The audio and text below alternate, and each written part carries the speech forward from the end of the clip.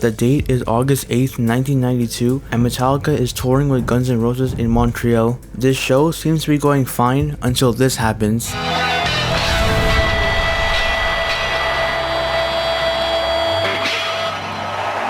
The show comes to a halt as a catastrophic error left James Hetfield burning alive on stage. Within minutes, he was quickly rushed to the ER with burns that almost ended his life prematurely, but the events that would ensue at the ongoing concert would be nothing but a disaster that leaves a mark on Metallica and Guns N' Roses' legacy that can never be forgotten about.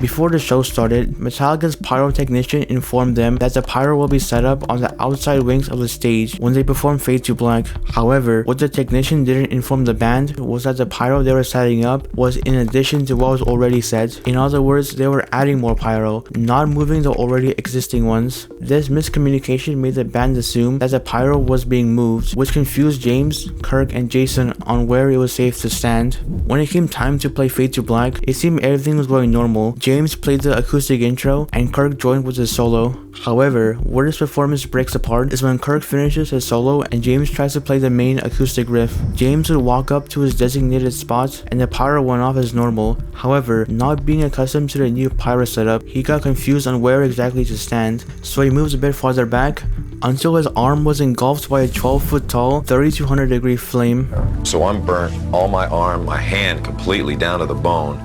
Side of my face, hair gone, part of my back. I said, "You all right, man?" He looked at me and he was shaking, and he brought up his hand, and I could literally see the skin rising off his hand and blister.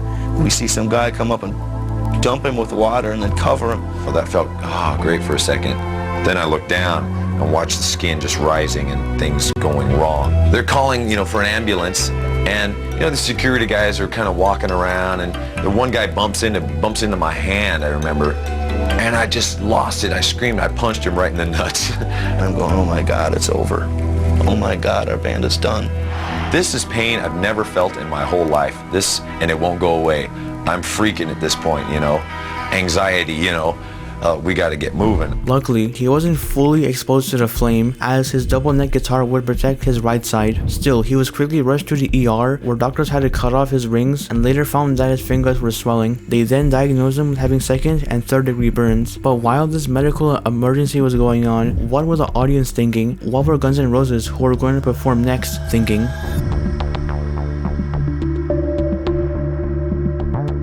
For a whole 10 minutes, the crowd of 55,000 people was clueless on why Metallica suddenly stopped playing until Lars informed the crowd on what just happened. There was an incident with the pyrotechnics. Unfortunately, James is on his way to the hospital right now, and we're very sorry, but we can't continue the concert for you guys tonight. We will come back and finish our concert and play again for you as soon as we can within the next couple of months. Thank you, Montreal. We're sorry, okay? If you're wondering, Metallica did keep their promise and perform at the same venue a year later and with half-price tickets. Although the crowd was enraged that their Metallica concert was cut short, they were still excited to see Guns N' Roses shortly after. Except it wasn't shortly after, because Guns N' Roses would appear 2 hours later than they were scheduled. But why did they come late, you may ask? Because a pyro accident made Axl Rose have an outburst that made them declare that they wouldn't play at their designated time. So what was the band doing in the meantime? Just chilling backstage. When they finally came out to perform, their performance was far from ideal. Namely, Axl Rose mumbled the lyrics instead of singing, and their on-stage monitors were causing unwanted feedback. The reason for Axl's mumbling is because he suffered from vocal throat damage and didn't want to injure his vocal cords further. Because of this precaution, he had plans to end the concert soon, which can be seen by the following events. Before their 8th song, Axl claimed that they won't be performing for a long time, and after their 9th song, Axl concluded their performance. The problem with this finale is that Guns N' Roses was scheduled to perform more songs, meaning that they too ended their performance abruptly. The difference this time is that they ended it on purpose, not because of an accident.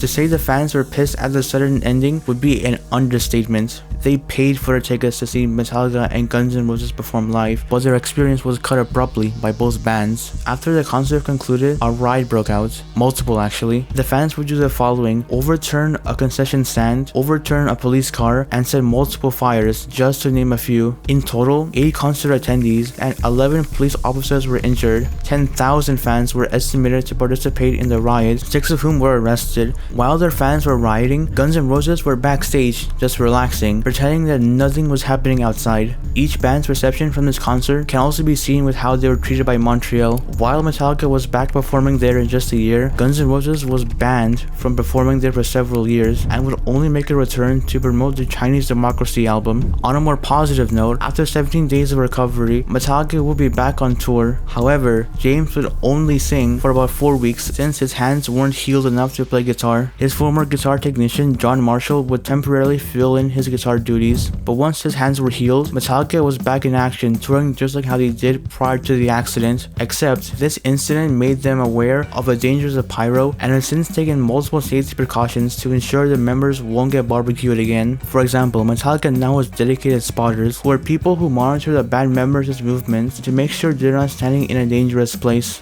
An added benefit of having these people is that the band members can focus more on playing their parts rather than having to worry about whether it's safe to stand here. Metallica also works more closely with the Pyro team to ensure that the Pyro can be both flashy and safe for their members. So that's James Hetfield's Pyro accident explained in depth. From miscommunications with the Pyro team, to James Hetfield being literally burned alive, to riots from the crowd, to now where Metallica takes Pyro safety a lot more seriously. If you like this video, consider subscribing and checking out this video as well.